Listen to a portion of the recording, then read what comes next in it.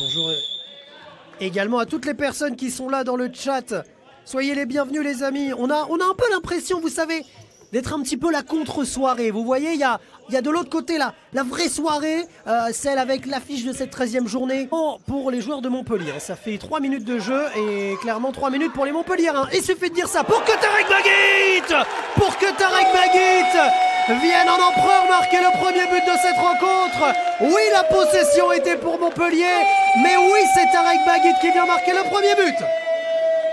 Si on prenait uniquement des frères de la D1 de futsal, je m'explique. Si vous prenez par exemple les 3 frères Ala, vous prenez les frères Kolski à Laval, vous prenez les frères... Attention, on va pour l'instant arrêter nos blablas et se focaliser sur l'égalisation de Naoufel Aberkan. Et Montpellier revient un partout. Hérouville avait ouvert le score, oui, mais Naoufel Aberkan vient permettre à Montpellier de revenir à égalité sur cette passe d'Amine Guédoura. Un partout.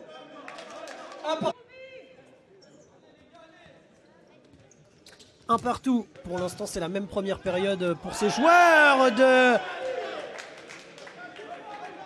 Hérouville. Et c'est la même période que face à Avion, oui, parce qu'ils menaient 1-0 et ont été rejoints à égalité et viennent de prendre le deuxième but. Montpellier vient marquer et vient prendre l'avantage. Jonathan Roas permet à Montpellier de se détacher et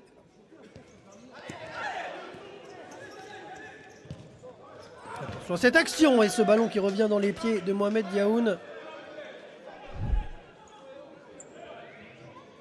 Sur cette très bonne passe de Khalid Khoury. Montpellier mène de buts 1. Est-ce que ce serait maintenant pour venir marquer le troisième but? Eh bien oui, le but de Naoufel Aberkan qui vient marquer 3-1 pour Montpellier à 3 minutes de la mi-temps. Montpellier fait le break et se détache. Temps mort demandé à Hérouville. Nabil Ala face à Gustavo Stefano. Et c'est dedans. Hérouville revient. Même s'ils ne sont pas encore à égalité. Il y a 3 buts à 2. But de Nabil Ala.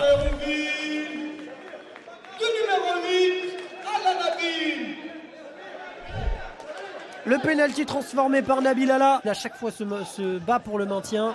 Yassine Damani sans solution, ça revient pour Amine Guédoura. Amine Guédoura qui va pouvoir lancer désormais. Il va pouvoir lancer, oui. Yanis Serradaf qui va venir marquer le 4e but. 4-2 pour Montpellier désormais qui fait le break et qui prend 2 buts d'avance à 8 minutes de la fin de ce match. La récupération d'Amine Guédoura qui derrière vient délivrer une très belle passe pour Yanis Serradaf qui peut être concluante. Tarek Baguit qui va tenter de frapper, oui. Et oui, Tarek Baguit va venir inscrire un doublé. Ça n'est pas le but de l'égalisation, mais c'est le but de la rage. Plus qu'une unité d'écart entre Hérouville et Montpellier. Et Tarek Baguit dans un angle fermé vient marquer un doublé. Tarek Baguit, pas de faute sifflée, et ce sera terminé. Fin de cette rencontre. Montpellier se maintient en D1 de futsal.